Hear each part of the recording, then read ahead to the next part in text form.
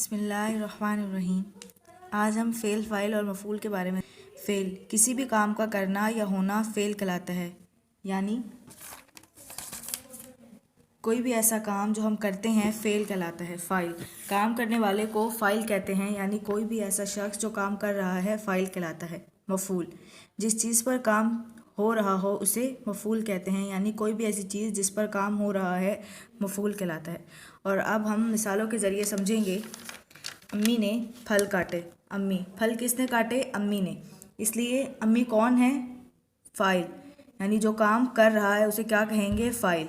उसके बाद अब आता है फल, और अब हम आते हैं फल की तरफ। अम्मी ने क्या काटा? फल, यानी किस चीज़ पर काम हुआ? फलों पर काम हुआ, इसलिए हम फल को क्या कहेंगे? मफ़ूल।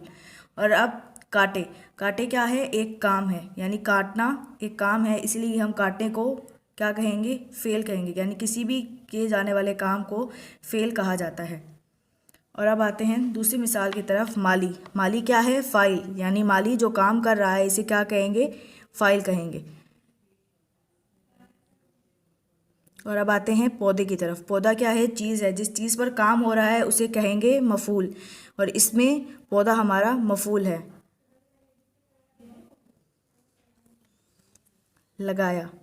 लगाना हमारा फ़ेल है, यानी लगाना कोई भी काम करने में आता है, इसलिए हम लगाने को क्या कहेंगे? फ़ेल कहेंगे।